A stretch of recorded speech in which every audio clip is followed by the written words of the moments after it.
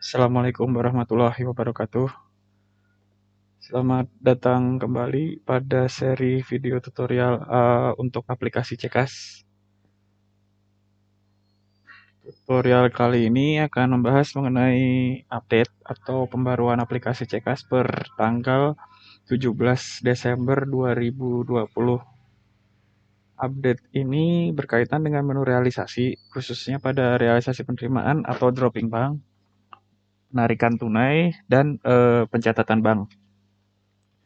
Kemudian selain daripada itu, di update ini juga akan menambah jenis dokumen yang bisa di-upload atau diunggah pada aplikasi Cekas. Yang pertama adalah pada menu realisasi. Jadi mungkin bisa dilihat pada aplikasi Cekas yang sekarang, seperti ada penambahan menu baru di dalam menu realisasi. Sebenarnya ini bukan menu baru, jadi intinya adalah untuk pencatatan bank, kali ini menunya dipisah. Kenapa? Karena tujuannya supaya memudahkan operator saat pengisian gitu. Jadi karena banyak terjadi kesalahan pengisian itu dikarenakan untuk menu pengisian itu hanya satu gitu. Jadi pada update kali ini untuk realisasinya untuk menu realisasinya akan dipisah, khususnya untuk pada dropping bank, penarikan tunai, dan pencatatan buku bank. Yang pertama adalah dropping bank.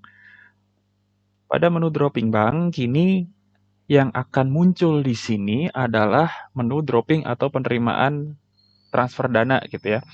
Di sini bisa dilihat sumber dananya adalah bos pusat. Kemudian pada saat ditambahkan jenis pencatatannya pun hanya ada satu sekarang. Jadi meminimalisir kesalahan pengisian. Jadi intinya adalah pada halaman penerimaan dropping bank ini dipergunakan khusus untuk memasukkan data penerimaan dana atau dropping bank. Jadi pada saat dana bosnya cair, untuk menginputkan atau melaporkan di aplikasi Cekasnya, silahkan tambahkan pada menu penerimaan dropping bank. Untuk proses penambahannya sama, tidak ada yang berubah. Yang berubah hanya ini, jenis pencatatan hanya ada satu. Kemudian untuk sumber dananya, sesuaikan apakah dia dari bos pusat, atau sisa bos pusat, atau dana bansos siswa RMP. Untuk sisa bos pusat ini adalah sisa dana bos dari tahun sebelumnya. Contoh di sini sisa bos pusat, kemudian jenis dana bosnya bisa dipilih bos reguler, kinerja, afirmasi, atau bukan dana bos. Bukan dana bos ini biasanya dipergunakan apabila sumber dananya adalah bansos siswa RMP. Di sini saya akan mencontohkan untuk yang bos reguler, kemudian untuk tanggal buku, seperti biasa karena untuk jadwal realisasi hanya dibuka pada bulan 12, maka tanggal buku di sini hanya bisa diisikan untuk yang bulan 12 saja. Apabila diisikan di bulan lain, sistem akan menolak. Contohnya seperti ini. Bulan realisasi salah. Itu artinya adalah Anda tidak bisa merealisasikan atau menambahkan pencatatan pada bulan-bulan yang di luar jadwal. Gitu. Karena yang di sini realisasinya adalah bulan 12, maka di tanggal bukunya saya akan masukkan di bulan 12. Contohnya tanggal 1 Desember 2012, 1 Desember 2020. Kemudian untuk kode dan nomor bukti ini mohon diperhatikan bahwa kode ini bebas bagaimana sekolah pengisiannya, tetapi sebaiknya unik. Artinya adalah saat ada permasalahan, kita bisa tracking atau mencari permasalahan tersebut berdasarkan kode bukti.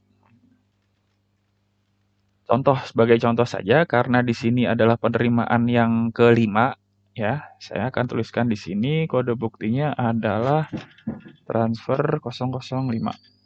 Kemudian untuk uraiannya, sesuaikan saja contoh penerimaan dana bos bulan Desember 2020. Jumlahnya juga sesuaikan dengan yang diterima. Saya akan contohkan di sini 125 juta. Kemudian file bukti, untuk file buktinya ini bisa difotokan rekening koran atau bukti transfer atau apapun itu yang menunjukkan bahwa Anda sudah menerima dana BOS pada bulan Desember.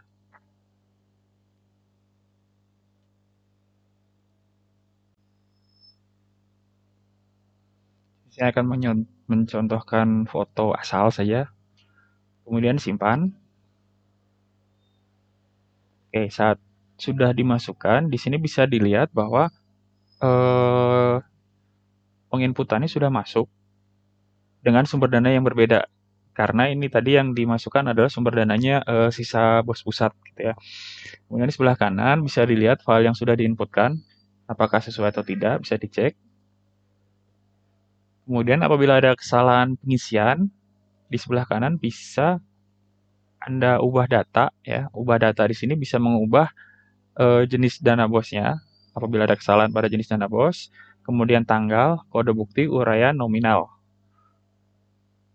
Untuk mengubah file yang diupload, bisa menggunakan menu upload file bukti di sini. Silahkan uploadkan file bukti baru atau pengganti, maksimum 5 MB. Apabila ada terjadi kesalahan sumber dana, seharusnya misalkan ini BOS pusat, tetapi tertulis sisa BOS pusat. Yang harus dilakukan adalah hapus dulu datanya. Hapus dulu, kemudian masukkan lagi, sesuaikan dengan sumber dana yang benarnya. Contoh, di sini saya akan memasukkan sumber dana bansos siswa RMP. Kemudian jenis BOS-nya bukan dana BOS. Pada tanggal 1 Desember 2020, RMP 005. Penerimaan dana bansos siswa RMP Desember 2020. Dengan jumlah misalkan 25 juta. Seperti biasa, untuk file buktinya Anda bisa menggunakan file JPEG, PNG, atau PDF dengan ukuran maksimal 5 MB.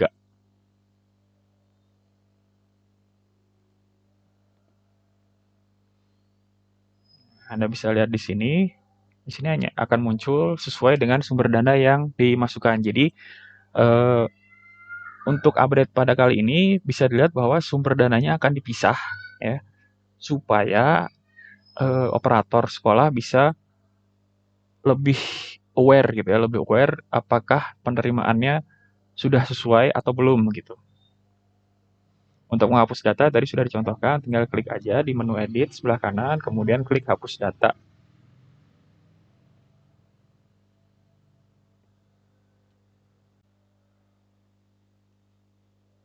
Untuk selanjutnya adalah menu penarikan tunai.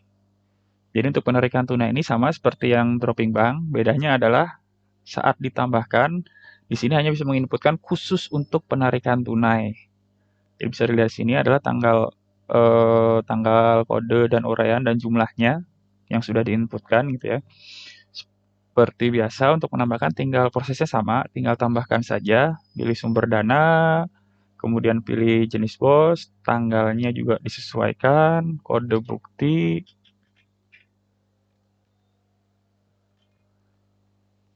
kemudian penarikan tunai Desember 2020 dengan jumlah 10 juta.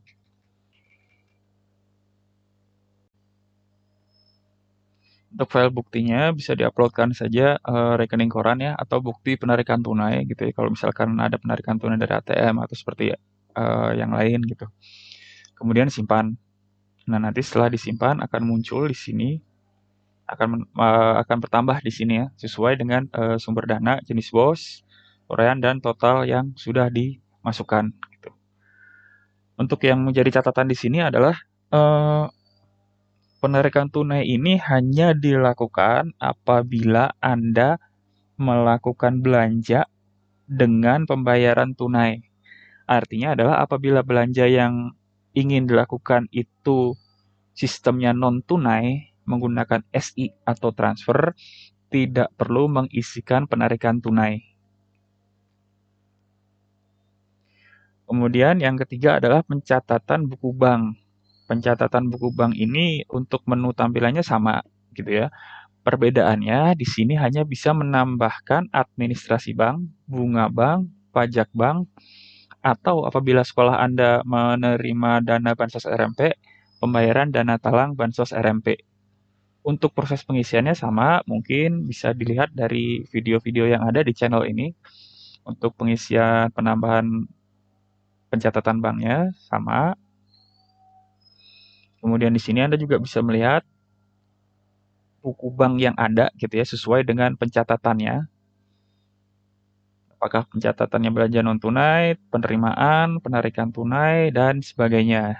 Untuk bulan realisasinya juga bisa dipilih, mau melihat realisasi di bulan apa. Kemudian jenis bosnya juga bisa dipilih juga, jenis bos apa yang mau ditampilkan gitu ya.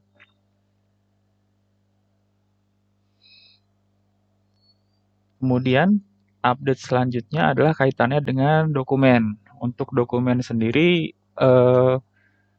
sebenarnya hanya menambahkan saja di sini. Anda sekarang bisa mengupload rekening koran. Rekening koran ini mohon diuploadkan dalam bentuk Excel gitu ya. Jadi contoh rekening koran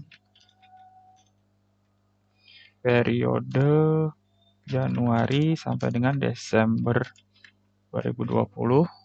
Kemudian file yang boleh diupload di sini adalah PNG, JPEG, PDF, Excel, atau XLSX. Tetapi untuk rekening koran ini mohon diuploadkannya menggunakan file Excel.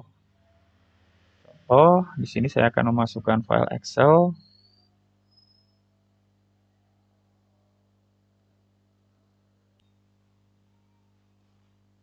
Nah, setelah disimpan nanti akan muncul di sini rekening korannya yang sudah diuploadkan. Bisa dilihat juga di sini. Otomatis nanti akan mendownload file Excel-nya. Lalu kalau misalkan ada kesalahan upload atau kesalahan deskripsi, silakan hapus saja di sini.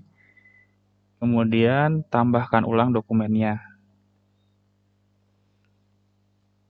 Ada satu menu tambahan lagi di sini. Pada menu lain-lain, di sini ada analisis selisih. Analisis selisih ini Anda bisa melihat ya, pada buku kas atau buku bank, apabila ada yang saldonya minus, di sini akan muncul dengan warna merah. Nah, apabila di buku kasnya ada minus, di sini ada keterangan apakah Anda sudah menginputkan penarikan tunai atau ada kesalahan belanja yang seharusnya non tunai tetapi diinputkan sebagai tunai. Itu dua hal itu yang memungkinkan adanya minus pada buku kas. Sebaliknya untuk buku bank, apabila ada minus di buku bank, yang pertama adalah apakah ada kesalahan input penarikan tunai, silahkan dicek lagi. Atau ada belanja yang seharusnya pembayarannya tunai, tetapi diinputkan di cek kasnya sebagai non tunai gitu. Baik, sekian untuk informasi update dari aplikasi Cekas per 17 Desember 2020. Terima kasih atas perhatiannya. Wassalamualaikum warahmatullahi wabarakatuh.